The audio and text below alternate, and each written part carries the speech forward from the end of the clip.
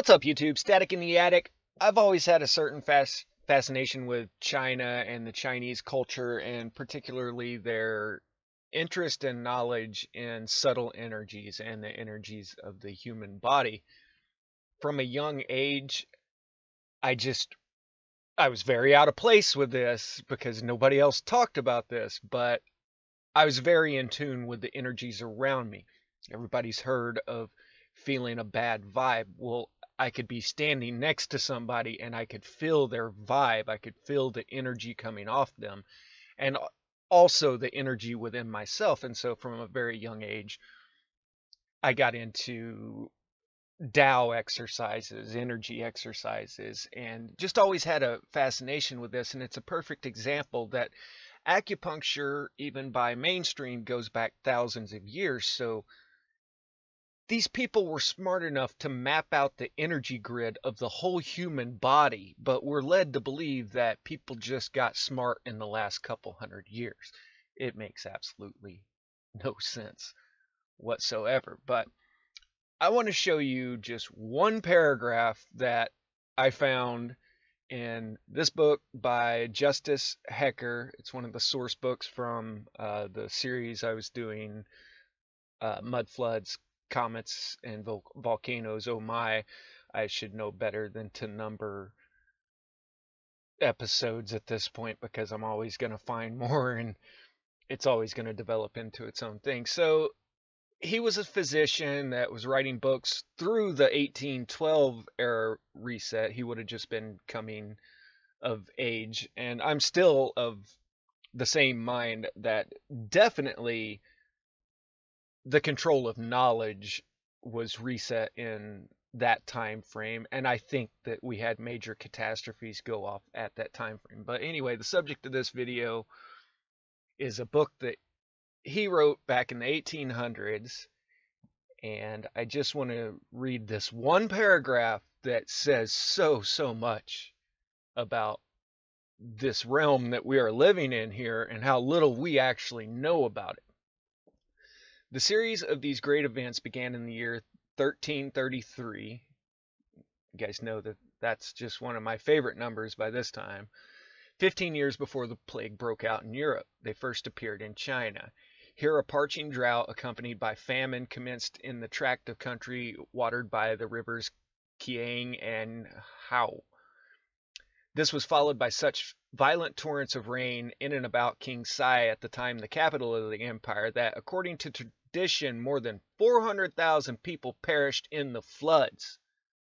That's in the floods. Finally, the mountain Shinshu fell in, and vast clefts were formed in the earth. The mountain fell in and left over these vast clefts. I did try to find this mountain, couldn't accomplish that. Good luck if any of you guys want to take a stab at it. In the succeeding year, 1334, passing over fabulous traditions, the neighborhood of Canton was visited by inundations, whilst in Qi, after an unexampled drought, a plague arose, which is said to have carried off about 5 million people. Just carried them off. This is definitely a doctor writing here.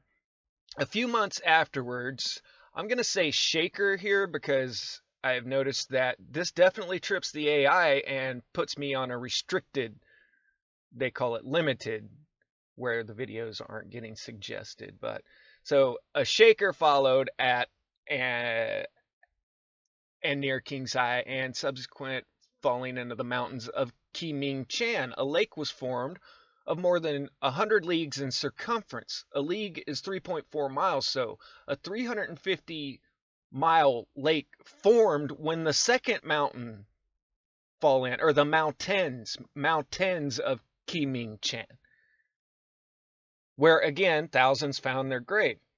In these places, a drought prevailed for 5 months, and innumerable swarms of locusts destroyed the vegetation, while famine and pestilence, as usual, followed in their train.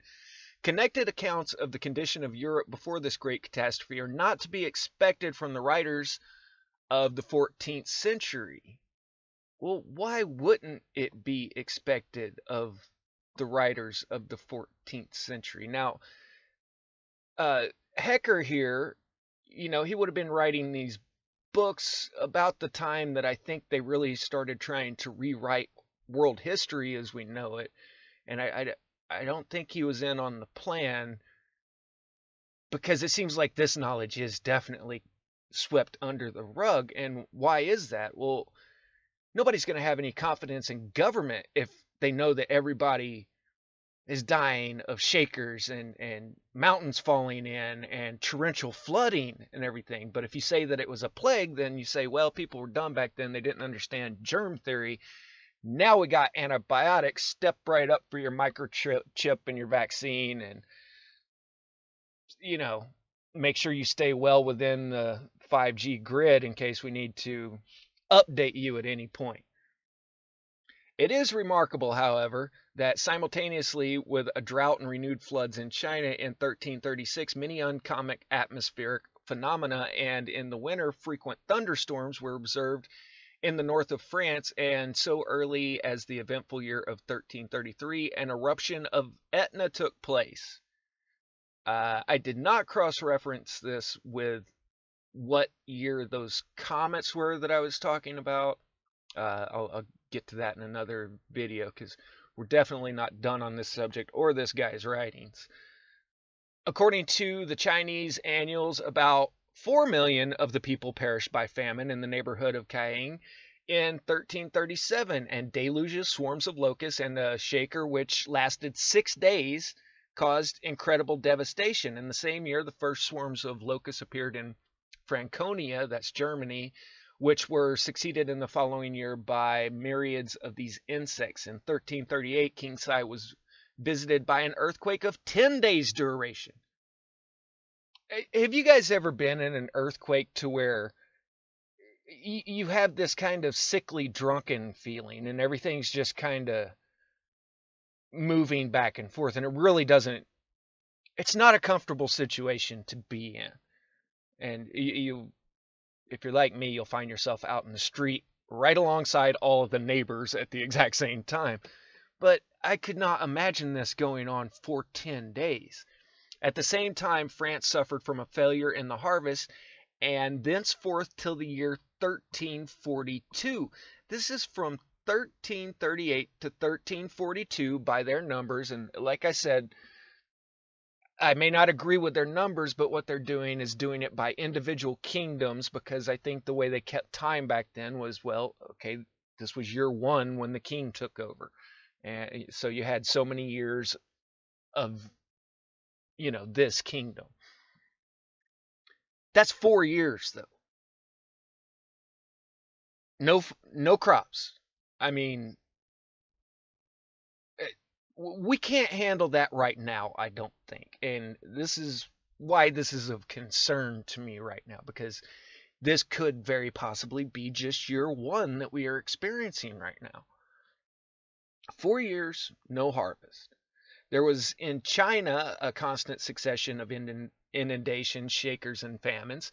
In the same year, great floods occurred in the vicinity of the Rhine and in France, which could not be attributed to rain alone, for everywhere, even on tops of mountains, springs were seen to bust forth and dry tracks were laid under water in an inexplicable manner. What is up with that? Interestingly enough, the mainstream geologists just recently came out and said that in the subduction zones, when the continental plates are going over each other, they are trapping water inside. And now they say there's 3 or 4 oceans worth of water trapped in that area. I also read an article a couple years ago talking about a certain rock that is found deep down in the earth that contains water in it. So mainstream is now saying that there's all kinds of water in the ground, but I don't know on this, just water springing up from nowhere. Is it because the ground is sinking and then the water in the aquifers has to have somewhere to go and they spring a leak? Possibly. I don't know. In the following year, the mountain Hongqiang in China fell in. Another mountain fell in and caused a destructive deluge. And in Pingcheng and Lingqiao, I'm really not trying to butcher these names, guys. After 3 months' rain, There followed unheard of inundations which destroyed 7 cities. In Egypt and Syria, violent shakers took place, and in China they became from time to time more and more frequent, for they recurred in 1344 in Venchou, where the sea overflowed in consequence, in 1354 in Qichu, and in both the following years in Canton with subterraneous thunder. Subterraneous thunder. So we've got accounts of foul odors, possibly from comets, possibly from the ground opening up, which is probably more likely. You get the sulfurous fumes coming up from the earth. And meanwhile, floods and famine devastated various districts until 1347, when the fury of the elements subsided in China.